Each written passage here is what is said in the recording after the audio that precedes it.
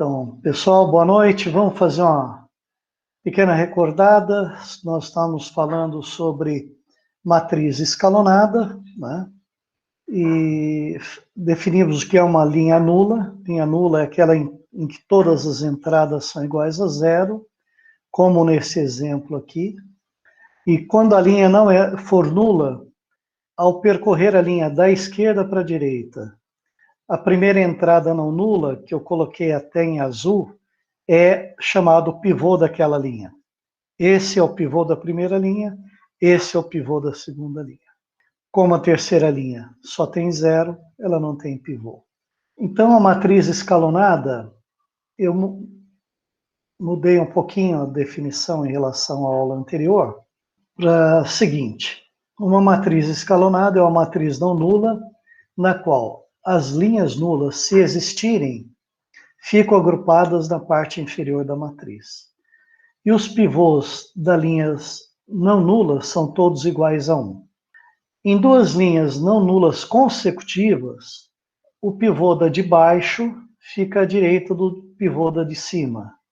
Então, exemplos de matrizes escalonadas. Primeiro, tem linha nula? Tem, mas fica embaixo, satisfaz a condição. Os pivôs são iguais a 1? Sim. Se nós compararmos duas linhas consecutivas, o pivô da de baixo fica à direita do pivô da de cima? Sim.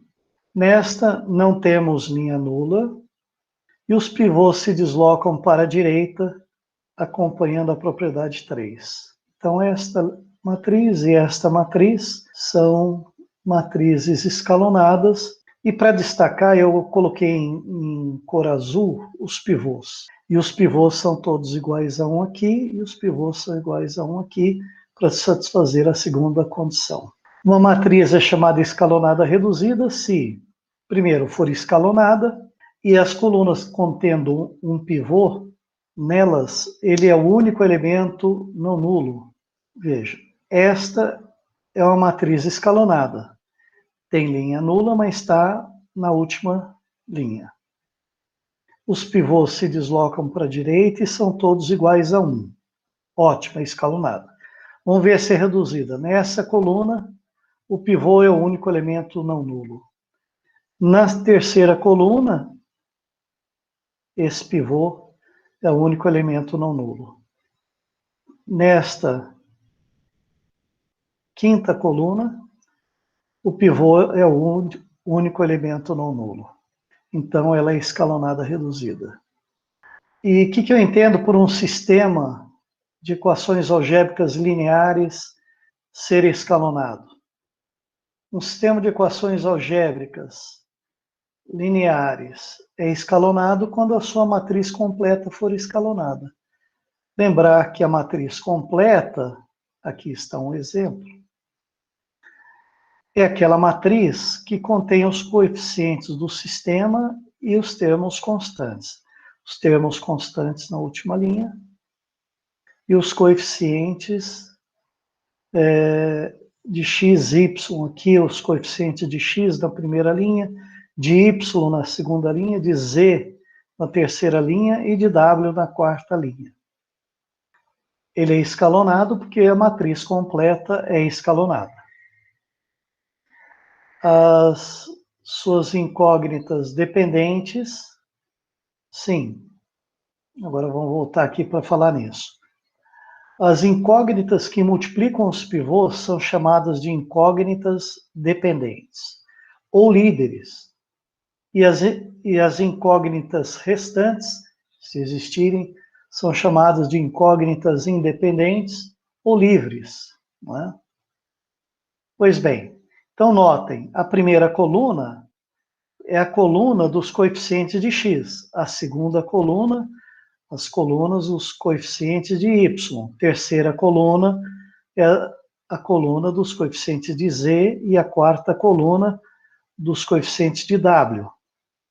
Observe que tem um pivô aqui, que é do x, que é a coluna do x, aqui que é a coluna do y e aqui que é a coluna do w. Então, x, y e w são incógnitas dependentes. E o z, cuja coluna é esta, aqui estão os coeficientes de z, é uma incógnita livre ou independente. Logo ficará claro o porquê dessa nomenclatura. Esse sistema que nós escrevemos aqui usando matrizes para facilitar a formatação, ficou um pouco carregado, mas está bom. Nós temos aqui x mais 7w igual a 1, y mais 6w igual a 8, z mais w igual a 6.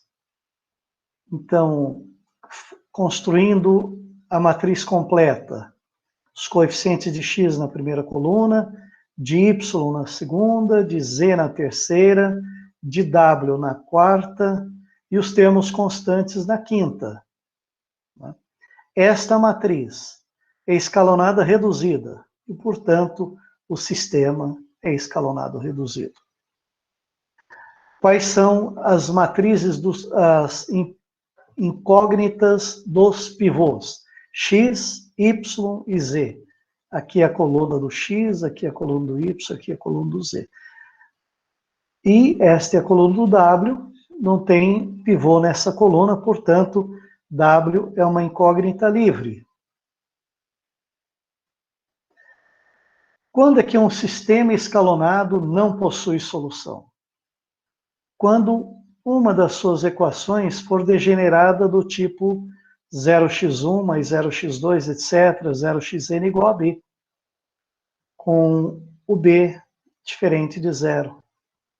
Nesse caso, se uma das equações for desse tipo, em que o b é diferente de zero, essa equação não possui solução.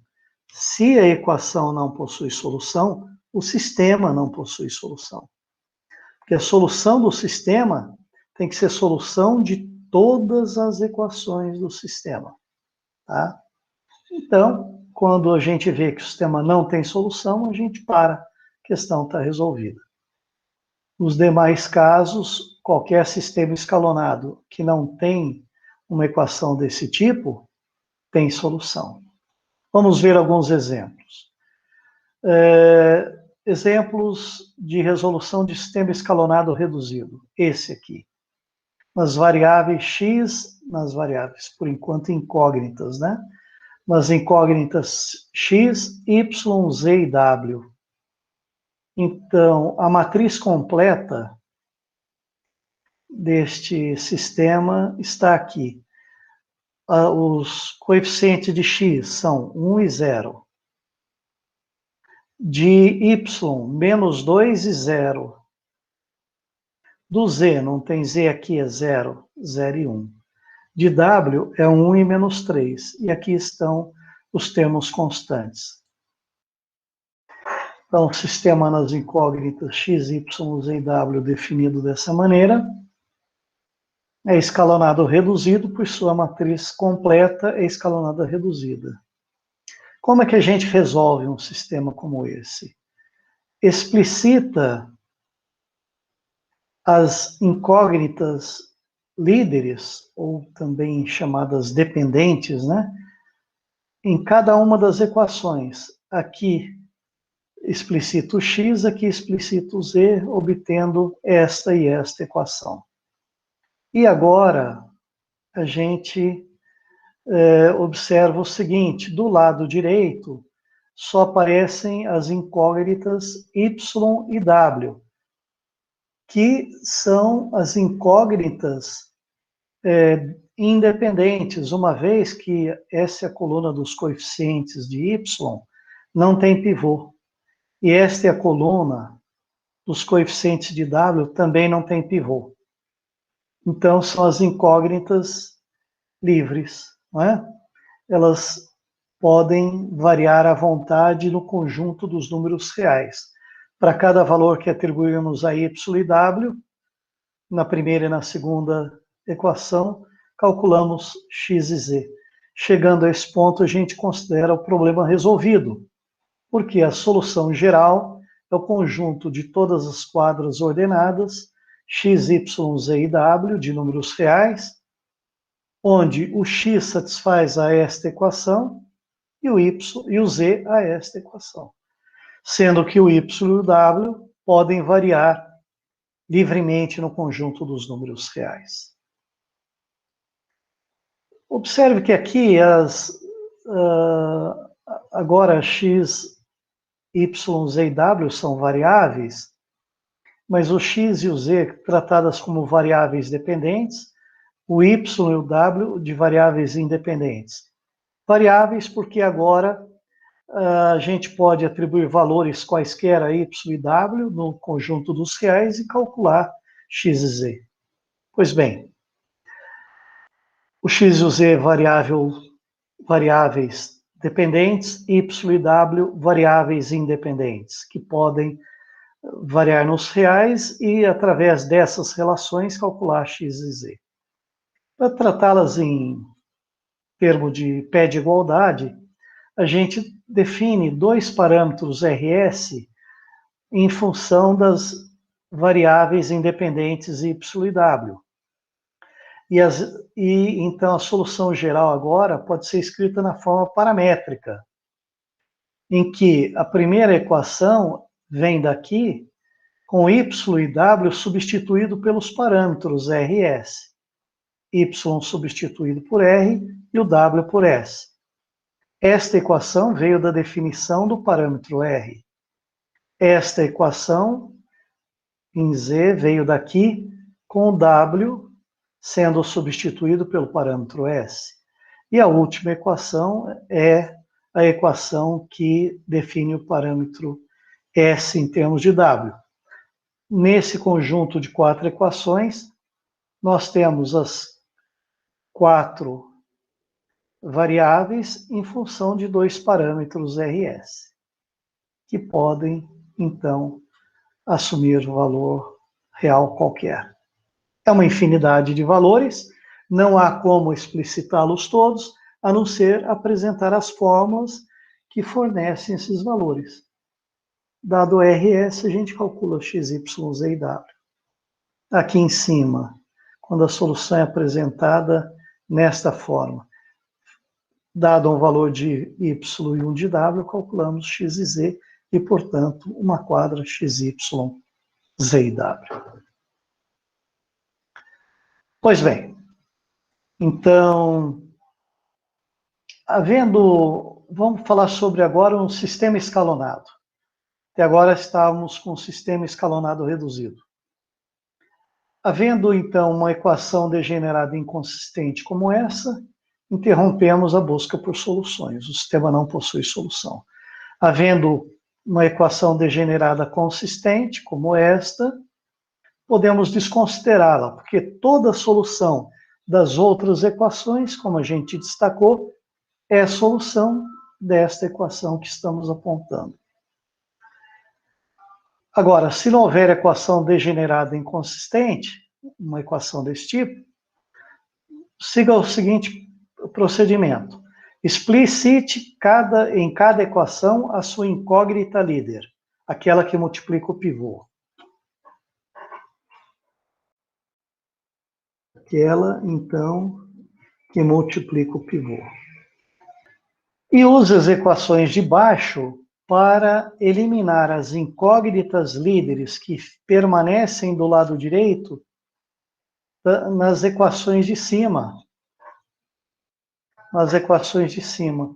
E esse procedimento é conhecido por substituição reversa.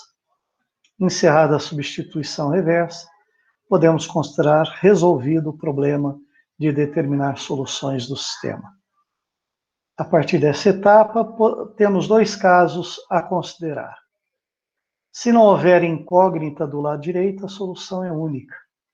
Agora, se houver incógnitas no lado direito das equações, passaremos a chamá-las de variáveis livres ou variáveis independentes, porque elas vão poder variar.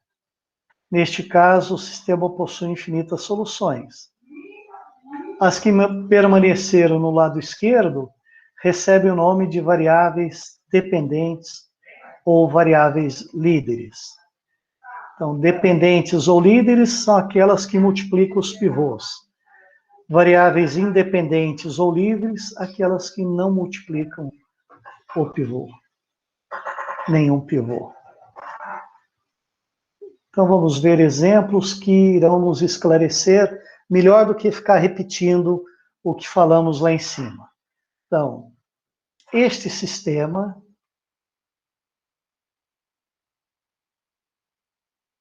é escalonado. Observe que aqui nós temos os coeficientes de x, aqui na segunda coluna os coeficientes de y, e aqui os coeficientes de z, aqui os termos constantes. Agora, então, quais são as incógnitas que multiplicam pivôs? O x, o y e o z. Existe incógnita livre? Não, porque as únicas incógnitas que temos são x, y e z. Portanto, o sistema possui uma única solução. Como é que a gente encontra? Primeiro, explicita na primeira equação o x, na segunda o y, na terceira o z, que já está explicitado, não é? Então, passando menos y mais 2z para a direita e menos z para a direita, aqui na segunda, caímos nesta e nesta equação. E agora é que a gente aplica a substituição reversa, que consiste em fazer o seguinte: começando com a última equação e retroagindo até a primeira, nós vamos eliminando do lado direito as variáveis dependentes, né? Ou as incógnitas, porque aqui não vai ter variável, nós teremos uma solução apenas. Então, repetimos a última equação, vamos para a penúltima, que é y igual a z menos 1, substituindo o z pelo seu valor 2, e obtemos que o y é igual a 1. Retornamos agora à primeira, x igual a y menos 2z mais 3. Onde agora substituímos o y pelo seu valor 1, o z pelo valor 2, menos 2 vezes 2 dá menos 4, mais 3. 1 mais 3, 4, menos 4, 0. Então, a única solução do sistema é x igual a 0, y igual a 1, z igual a 2, como está aqui. Então, essa técnica para resolver sistemas escalonados, ele nos diz quando há solução, se a solução é única, se há infinitas soluções e assim por diante. Para resolver esse sistema escalonado aqui, agora um outro exemplo. Então, seguindo a regrinha. Está escalonado porque aqui a sua matriz completa é escalonada. Explicita as incógnitas dependentes, que são aquelas que multiplicam os pivôs em cada uma das equações. Explicita o x aqui e o y aqui. Chegamos a essas duas equações. E aí usamos a substituição reversa. Usamos a segunda equação para eliminar a variável dependente y, que está aqui no lado direito. Então, partimos da segunda equação, retornamos à primeira, não é? Substituindo o y por 2 menos z, que é o valor que está aqui. E com isso o x fica apenas em função da incógnita independente, e o y também. Nesse ponto, escritos nesse formato, passo a chamar z de incógnita independente, x e y de incógnita, variáveis, z de variável independente, desculpe, e x e y de variáveis dependentes, porque dependem de z. E o z eu posso atribuir livremente valores reais a ele. Para cada valor atribuído, nós teremos um valor para x e um valor para y, calculados através dessas equações que aqui estão. Uma vez que nós temos variável livre, variável independente, o sistema possui infinitas soluções, porque variando o z, nós variamos o x e o y. E a solução geral, portanto, é o conjunto de todos os termos ordenados x, y, z de números reais que satisfazem a estas equações, onde o z pode assumir qualquer valor real. Agora, se nós desejarmos tratar as três variáveis, x, y e z, em pé de igualdade, basta introduzir um parâmetro para substituir a variável livre z. Então, por exemplo, definimos o parâmetro t como sendo z. Destaco aqui que esta definição não é única, a gente tem uma certa liberdade. Por exemplo, poderíamos definir 2z mais 1 como sendo meu novo parâmetro. Poderia escolher outras expressões que, eventualmente, venham a simplificar as expressões. Mas aqui o mais simples é fazer z igual a t e as equações ficam o seguinte: eu pego x e y aqui, substituo z por t. Foi o que fizemos aqui. E agregamos a equação que define o parâmetro. E aí tratamos x, y e z em pé de igualdade em função de um parâmetro t que pode assumir qualquer valor real. Estas são as chamadas equações paramétricas da solução geral, onde o t é o parâmetro. Vamos ver mais um exemplo. Esse é um outro sistema escalonado, porque a matriz completa é escalonada. Quem multiplica os pivôs? Na primeira equação é o x, na segunda o y, na terceira o z. Então a gente explicita na primeira o x, na segunda o y, na terceira o z. Passo 2y para lá, fica menos 2y, mais z menos w. E assim por diante. E agora fazemos a chamada substituição reversa. A partir dessa última equação, vamos subindo e eliminando do lado direito as variáveis dependentes, que são o z, e usando essas duas depois, eliminar o y e o z aqui. Então, vamos fazer esse procedimento.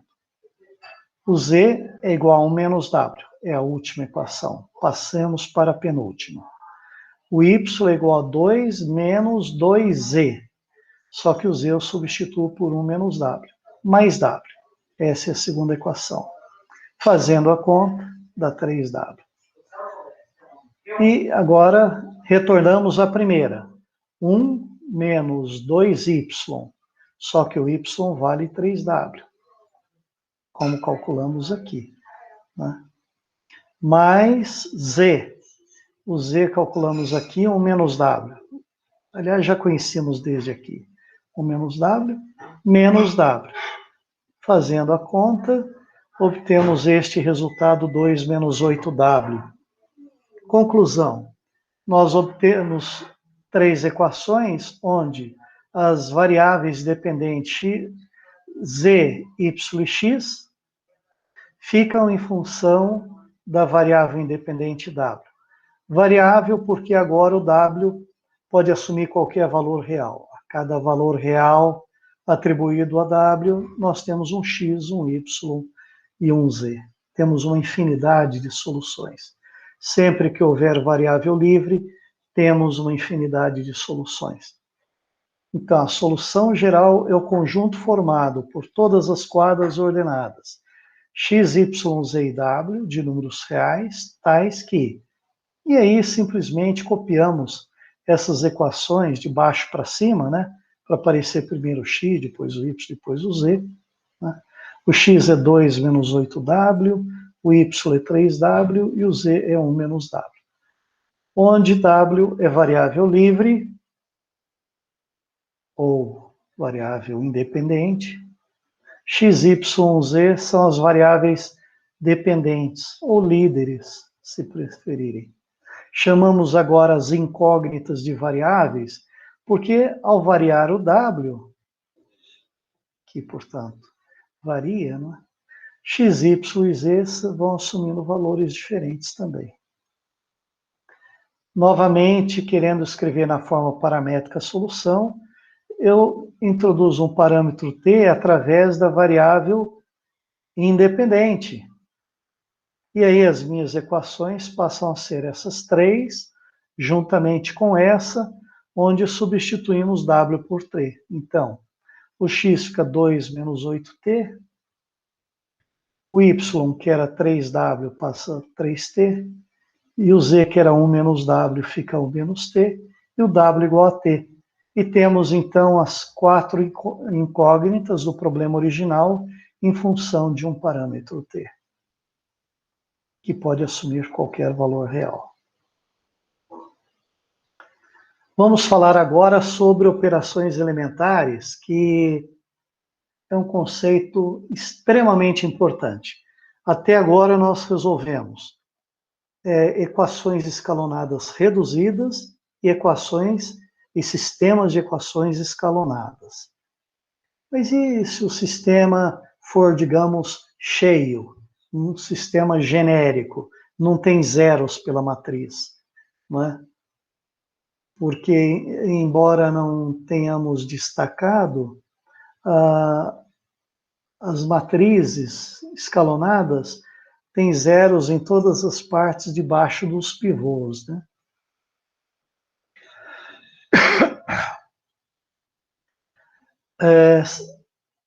Quando você vai abordar um problema novo, sempre veja se não é possível reduzi-lo a um outro que você já sabe resolver.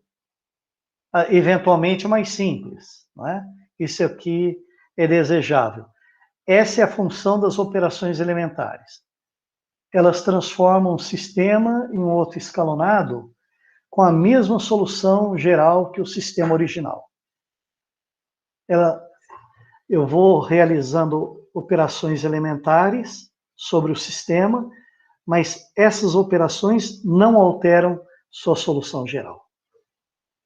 Sistemas de equações algébricas lineares com a mesma solução geral são chamados equivalentes. Então, eu passo de um sistema para outro equivalente. A solução geral de um vai ser a solução geral do outro. Quais são as operações elementares? Temos três. Primeiro, trocar a posição duas equações, levando cada uma para a posição da outra. Aqui, eu escrevi apenas duas equações, mas o sistema pode ter inúmeras equações. Aqui escrevi duas equações em 3 variáveis, mas ela pode ter um número de variáveis quaisquer, o raciocínio não muda. Apenas coloquei duas equações para ficar com uma notação mais limpa, mais fácil de ver. Mas poderia ser uma linha lá de cima e uma linha cá de baixo e trocar, pulando várias linhas no meio, tá bom? Nós vamos designar essa operação por esse símbolo, trocar L1 com L2. Se for a linha 4 com a linha 20, então é o L4 com L20, correto? Então, saio deste sistema e caio nesse. E uma coisa interessante, ora, um sistema com essas duas equações, ou com essas duas equações, tem ou não tem as mesmas equações? Eu simplesmente troquei a ordem, e, portanto, eu mantenho as soluções, não é? Outra coisa, se eu vim daqui para cá, fazendo a operação de trocar as duas linhas, como que eu volto para a equação, para o sistema original? Trocando de novo. Então, essa operação, além de não alterar as soluções, ela é reversível. Ela é reversível. Eu posso ir e voltar, e isso é ótimo. A segunda operação é multiplicar uma equação por um número diferente de zero. A nova equação é denominada um múltiplo da equação original. Então, pego essa equação, multiplico por um número c diferente de zero, por exemplo.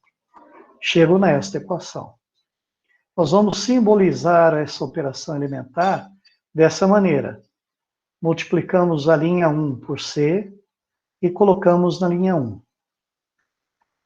Aqui só colocamos uma linha, porque essa operação mexe com uma linha só. Mas o sistema pode ter inúmeras linhas e nós podemos fazer com uma das linhas, né? Muito bem, se eu venho daqui para cá, multiplicando a equação por c, e o c aqui, e isso é muito importante enfatizar que o número c tem que ser diferente de zero.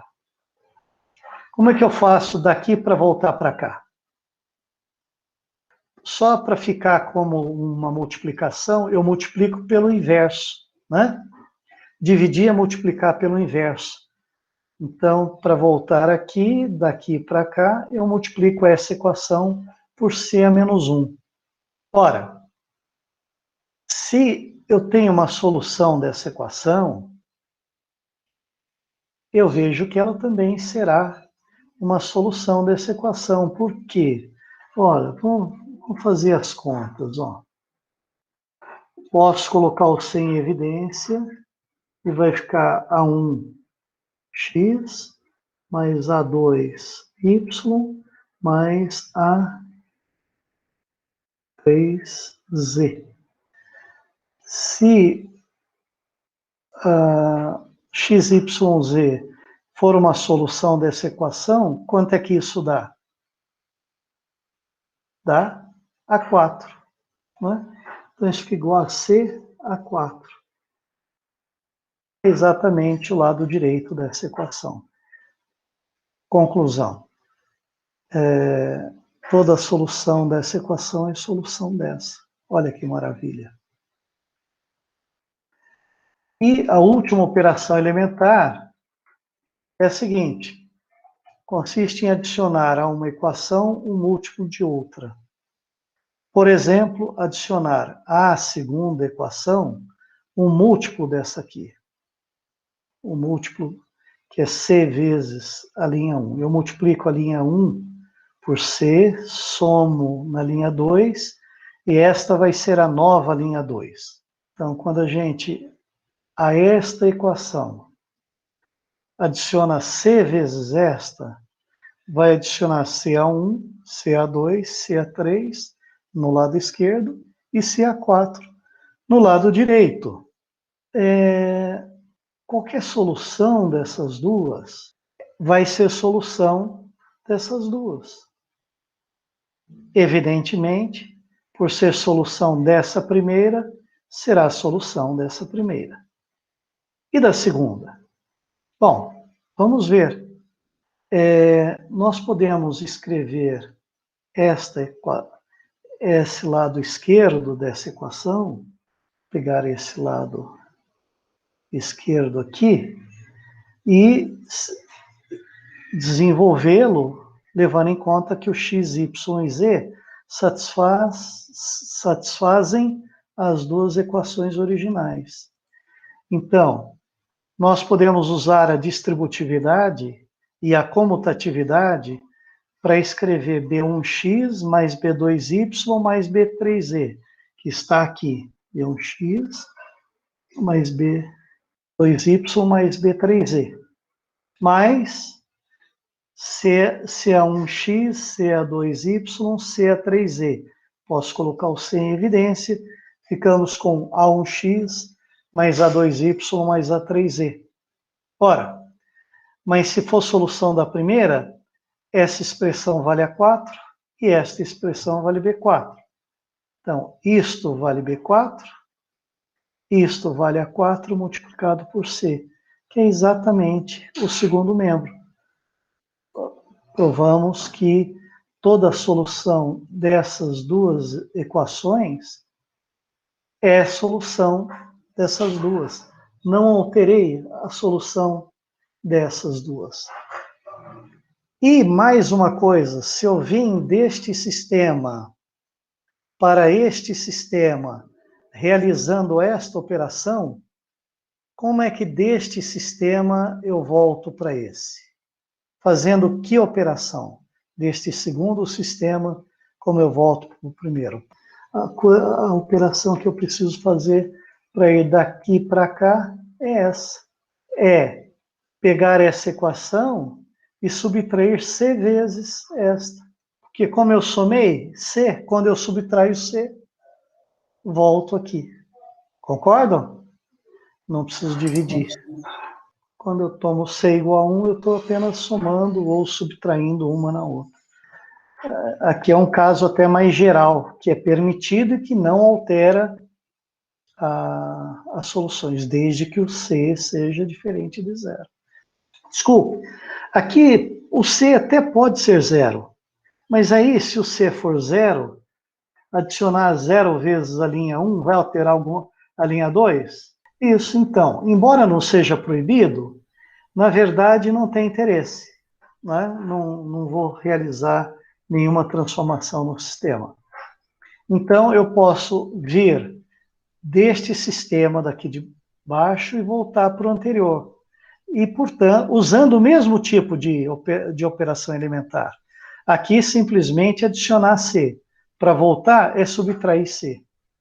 Pegar a primeira equação e subtrair C vezes ela da segunda, que é uma transformação do mesmo tipo que esta. Só o sinal da constante que muda. Muito bem, essas são as 3 operações elementares que vamos resumir aqui. Trocar uma linha pela outra, multiplicar uma linha por uma constante não nula, adicionar a uma linha um múltiplo de outra linha. Aqui eu só fiz com 2 linhas, mas não precisa ser necessariamente um sistema com 2 equações. Pode ser um sistema com quantas inúmeras equações, né? Então, pode ser a linha 31 mais 4 vezes a linha 16, por exemplo. E iria substituir a nova linha 31, né? E essas operações elementares não alteram a solução geral do sistema e elas são reversíveis, podemos revertê-las, como a gente verificou. As operações elementares sobre o sistema têm sua contrapartida, seu congênere, né?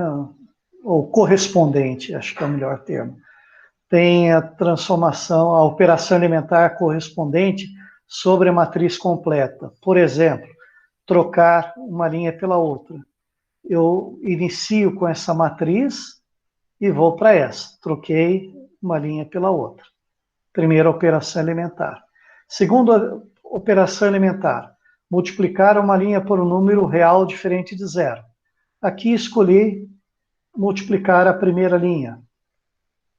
Se é um sistema com inúmeras equações, é multiplicar uma linha qualquer do meu sistema. Quando eu multiplico uma linha por um número real, eu chamo essa nova linha de múltiplo da primeira linha. Esta linha é um múltiplo desta linha. E a última operação elementar consiste em adicionar a uma linha, por exemplo, a segunda, um múltiplo da primeira. Então, adicionamos a segunda linha C vezes a primeira linha. Então, múltiplo da primeira. E nós podemos usar operações elementares para anular as entradas abaixo da primeira linha. Por exemplo, considere esse sistema. É melhor dizer, para anular, não, para escalonar. o sistema. Se eu conseguir escalonar o sistema, eu já sei resolver sistemas escalonados, não é? Então, vamos pegar esse sistema, cuja matriz completa é essa. Veja, os coeficientes de x são 1, 2, 3, que vão na primeira linha. Os coeficientes de y são 1, 3, 5, que vão na segunda linha. Os coeficientes, os termos constantes, 1, 4, 6, vão na terceira linha. Essa é a matriz completa desse sistema. Para anular esse 2 aqui, usando... Ah, sim, e usei cor azul para destacar os pivôs. Pivô da primeira linha, da segunda e da terceira. Como é que eu faria para, usando uma operação elementar, anular esse 2 aqui? Eu teria que subtrair 2 vezes esse pivô, né? Então, a essa linha, eu tenho que subtrair 2 vezes esta. Essa operação está descrita aqui. Para zerar essa entrada, usando uma operação elementar, o que eu precisaria fazer? A esse 3, subtrair 3 vezes 1, né? Então, eu preciso, a essa linha, subtrair 3 vezes essa linha. Então, vamos fazer essas operações. Repito a primeira linha. A partir da segunda, na segunda eu realizo essa operação. É esta menos 2 vezes esta. 2 menos 2, 0. 3 menos 2, 1. 4 menos 2, 2. Então fica 0, 1 e 2.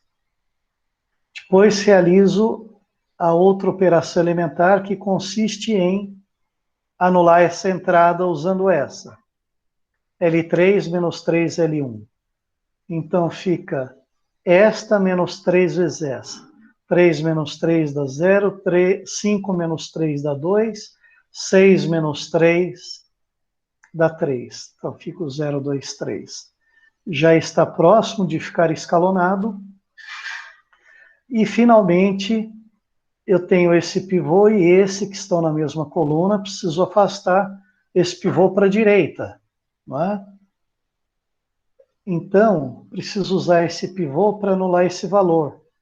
Para fazer isso, eu preciso pegar esse número e subtrair 2 vezes este. Então, a operação é a linha 3 menos 2 vezes a linha 2. Então, 2 menos 2 dá 0. 3 menos 4 dá menos 1. Bom, cheguei a uma equação degenerada.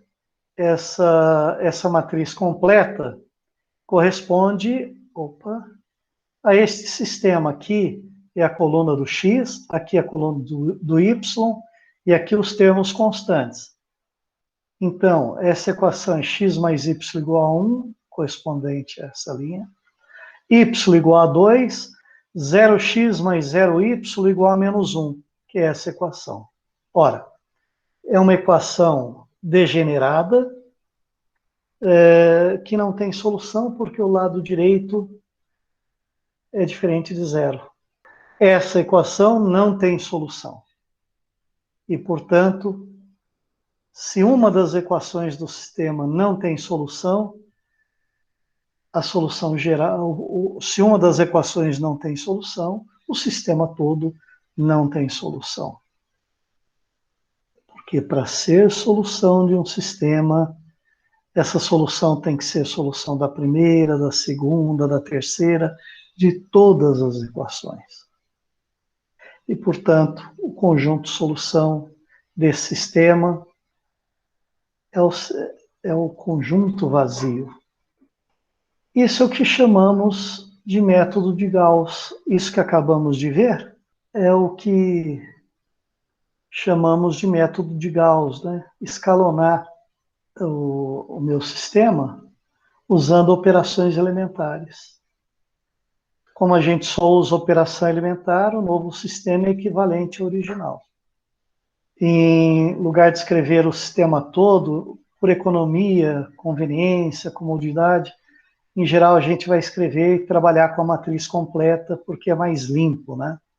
Vamos ver alguns exemplos Vamos considerar um sistema algébrico nas incógnitas x, y, z,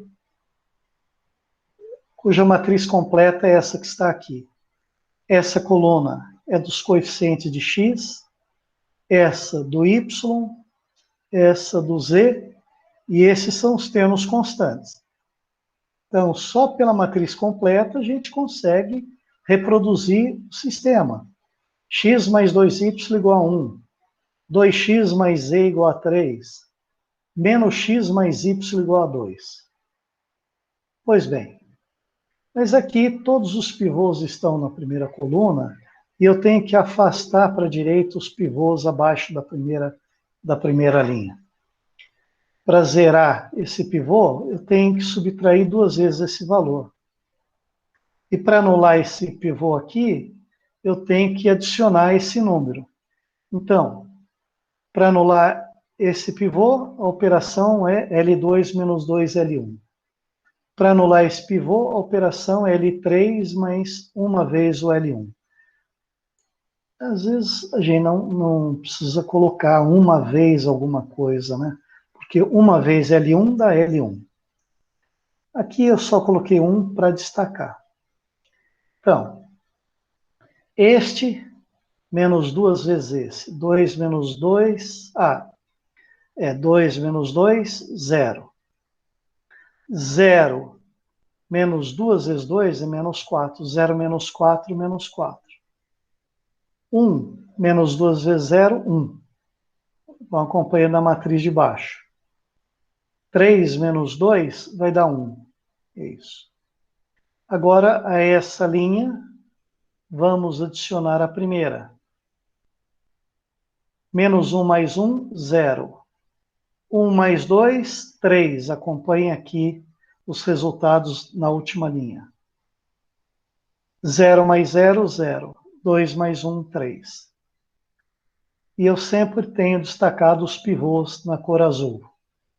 Agora, os pivôs estão destacados em azul. Esse pivô ainda não é unitário, então eu posso torná-lo unitário fazendo que operação? Como a operação é de multiplicar, eu tenho que multiplicar por menos 1 sobre 4, não é? Então, nós vamos multiplicar essa linha, que corresponde a dividir por menos 4. Multiplicar, o dividir é multiplicar pelo inverso, né? Também vale falar dividir. Então, dividindo por menos 4 vai dar 1, menos 1 quarto, menos 1 quarto. Não mexi com as outras linhas. Precisamos afastar esse pivô para a direita. Que operação, que múltiplo eu tenho que subtrair, ou que número eu tenho que multiplicar esse, para que somado com 3 dê 0? 3 menos 3, 0. Acompanhe aqui embaixo, nessa linha, o resultado. 0 menos 3 vezes isso, dá menos isso, com menos dá mais, 3 quartos. Menos 3 vezes menos 1 quarto dá mais 3 quartos. E 3 menos 3 vezes menos 1 quarto. Menos 3 vezes menos 1 quarto dá mais 3 quartos. 3 são 12 quartos. 12 quartos mais 3 quartos, 15 quartos. Agora o pivô já está a matriz já está quase escalonada, só esse número aqui que é diferente de 1, não é? Para tornar esse número igual a 1, tem que multiplicá-lo por que valor? 4 terços, isso. Então, multiplicando esse número por 4 terços dá 1, multiplicando esse número por 4 terços dá 5. A matriz está escalonada, né? E essa é a coluna dos coeficientes de x, essa é a coluna dos coeficientes de y, essa coluna é dos coeficientes de z, e aqui está os termos constantes, né? Esta matriz completa corresponde a este sistema.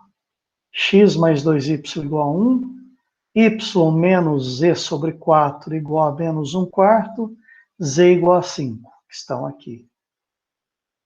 Todas as incógnitas são dependentes, não há nenhuma incógnita independente. Portanto, não havendo incógnita independente, a solução é única, não é?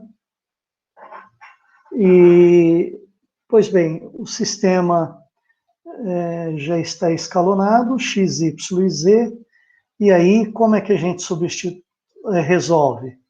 Explicitando aqui o x, aqui o y, aqui o z, que vai aparecer no lado direito aqui o y, que é variável dependente. No lado direito daqui vai aparecer o z, que é variável dependente.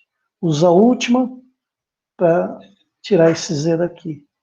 E usa essas duas para tirar o y daqui. E aí fica uma solução. Então vamos ver esse outro exemplo. Nessa matriz, veja que o pivô da primeira linha está à direita do pivô da segunda linha. Sempre tem que procurar destacar com cor azul os pivôs. Aí, nesse caso, como é que a gente vai fazer para escalonar, não é? Aí a sugestão é trocar as linhas. Se eu troco, por exemplo, essas duas linhas, o pivô da primeira linha fica à esquerda do pivô da segunda linha. Ou então, trocar a primeira linha com a última. Bem, a última tem pivô unitário. Sempre que possível, se eu puder trabalhar com pivô unitário, é melhor porque as contas, quando feitas à mão livre, claro, ficam mais simples. Para o computador isso é indiferente.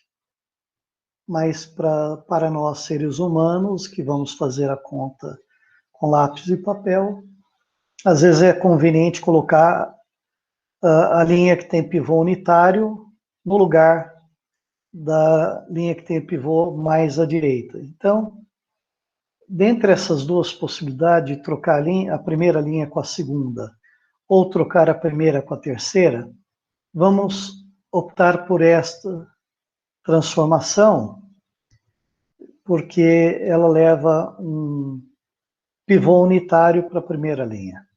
Então, trouxemos esta linha para cá e levamos esta para lá. Chegamos aqui. Que ótimo. Agora, para escalonar a matriz, precisamos anular essa entrada. E para anular esse 2, eu preciso subtrair duas vezes esse, né? Então, a operação é L2 menos 2L1. É a segunda linha, menos 2 vezes a primeira. Então, 2 menos 2 dá 0. 2 menos 2 dá 0. Vão acompanhando aqui. E 1 menos 0 dá 1. E aqui repetimos a terceira linha. Trocando as linhas, segunda com a terceira, a matriz fica escalonada. Bem, mas aqui eu já poderia observar que se C2 é a matriz completa de um sistema, esta linha corresponde a uma equação degenerada 0x mais 0y igual a 1, que não tem solução, né? Já poderia ter parado por aí, se eu estivesse resolvendo um sistema e dizer que o sistema não tem solução. Então, como a gente está só treinando o escalonamento de matrizes, falta pegar esse pivô agora e torná-lo unitário. Como é que eu faço para esse 2 se transformar em 1? Multiplicando a linha por meio, né? Tem que multiplicar por meio. Ou dividir por 2. Fica 1 e 3 meios. A matriz está escalonada. Então, em resumo, o Met-Gauss consiste em empregar as três operações elementares na matriz completa C até transformá-la numa matriz escalonada R. A matriz R é chamada de forma escalonada de C. Quando R for escalonada reduzida, a chamamos de forma escalonada reduzida de C. Como que a gente obtém o R? Aplicando sucessivas operações elementares, iniciando com C. Então, começo com C, vou para um C1, C2, etc, etc, até chegar na matriz escalonada. E o que é importante destacar? Sistemas com matrizes completas C ou R têm a mesma solução. Se eu sair daqui e cheguei aqui usando só operações elementares, eu não alterei a solução geral do meu sistema. Aqui aquela observação de quando estamos fazendo conta, usando lápis e papel, é conveniente ter um pivô unitário, né? Se o pivô não for unitário, basta multiplicar a linha pelo inverso do pivô. Ou trocando a posição de linhas, né? Trazendo uma outra linha cujo pivô é unitário. Então, ao escalonar a matriz completa, podemos chegar a uma equação desse tipo. Ora, já dissemos que essa equação ela possui todas as soluções possíveis. Qualquer solução das outras equações será a solução desta também.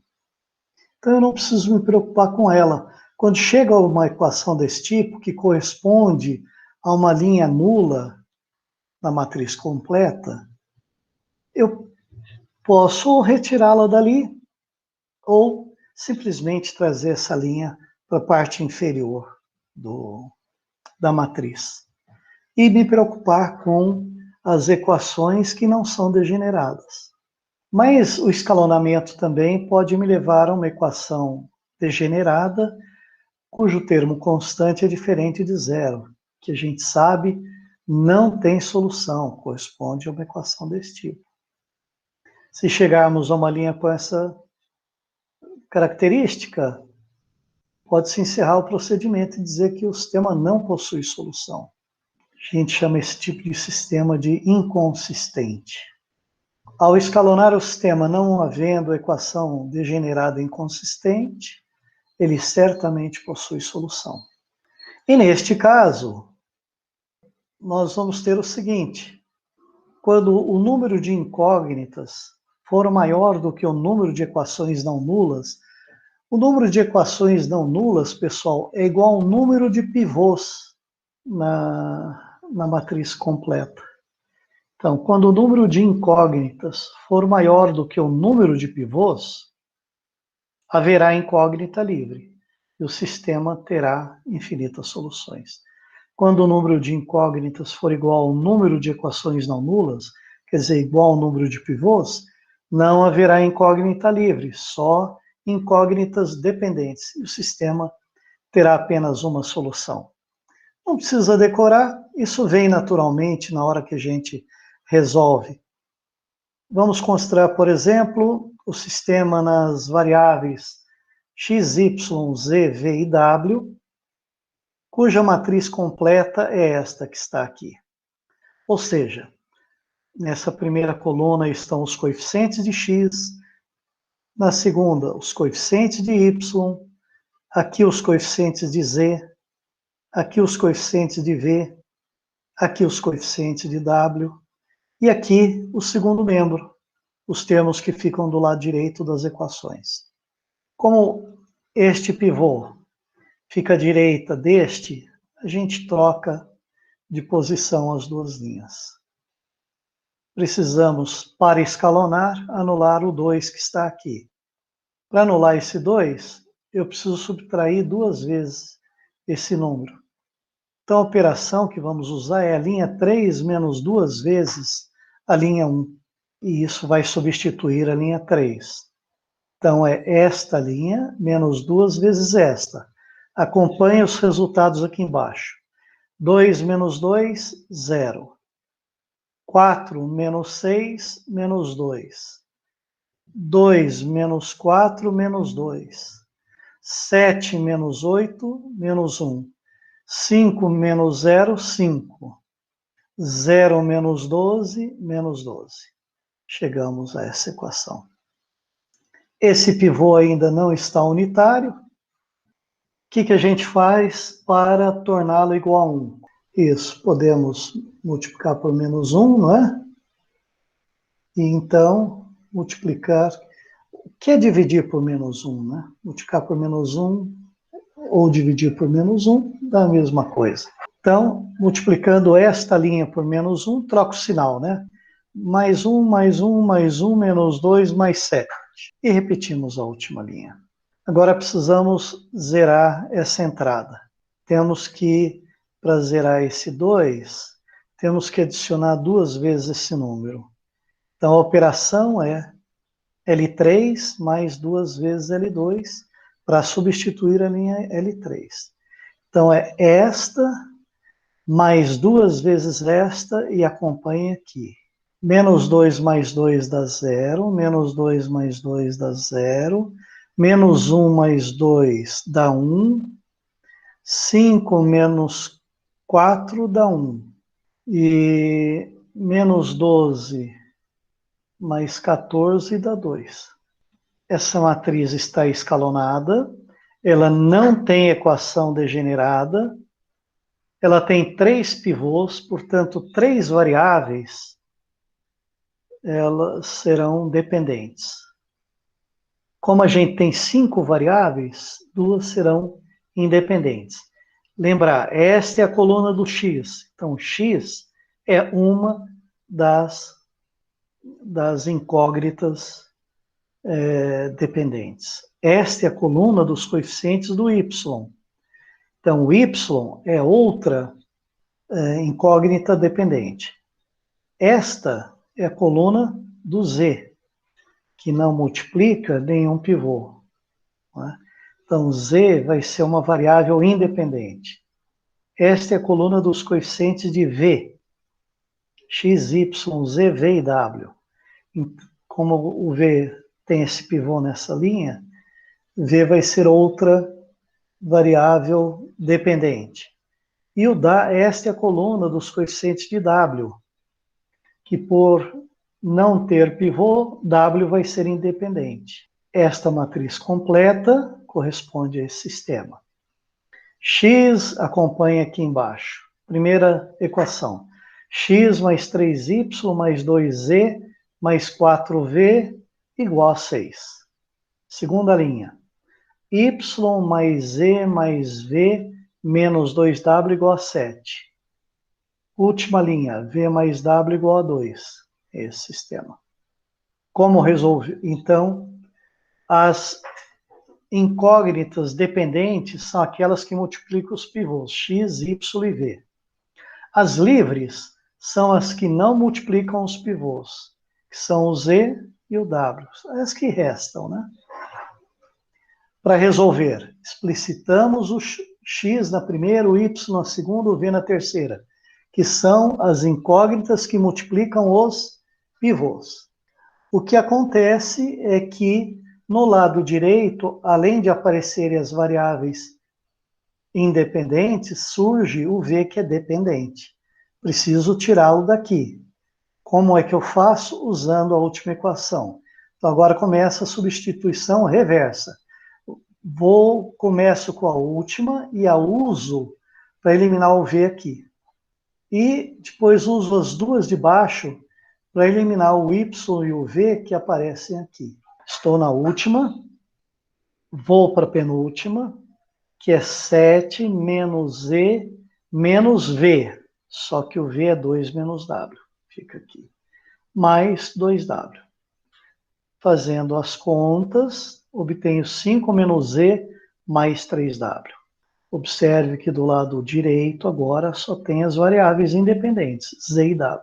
O x é 6 menos 3 vezes y, mas o y eu acabei de calcular aqui, 5 menos E mais 3W. Menos 2E, repito, menos 2E, menos 4V. Só que o V é 2 menos W. Desenvolvendo essa expressão, obtenho Z menos 5W menos 17, e a gente vê que do lado direito só ficaram as variáveis independentes. Ou livres também, né? Bem, como temos incógnitas livres, nós passamos a chamá-las de variáveis, porque podemos variar o Z e o W livremente nos reais. E com isso, obter valores diversos para x, y, z. Então, a solução geral do sistema é o conjunto das quinas ordenadas de números reais, e aí eu copio agora de baixo para cima, cujo x tem essa expressão. Aliás, a gente poderia pôr até o z, que é o termo positivo, e deixar o menos 17 aqui, fica até mais compacto, né? Z menos 5W menos 17. O Y é 5 menos Z mais 3W, como está aqui, e o V é 2 menos W, como está lá no alto da tela, na primeira equação, sendo que o Z e o W podem assumir qualquer valor real. E nesse ponto consideramos o sistema resolvido.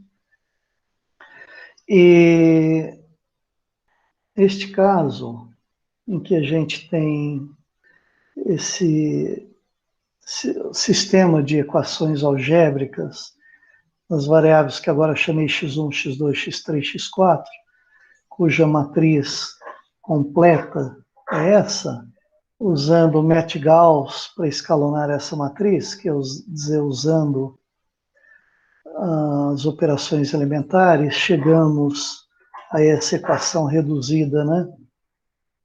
E observe que esta última equação, aqui eu não destaquei em azul os pivôs. Essa última linha corresponde a uma equação degenerada, inconsistente, e, portanto, o sistema correspondente a essa matriz reduzida aqui, ela não é reduzida, é escalonada, mas não reduzida. Não tem solução, né?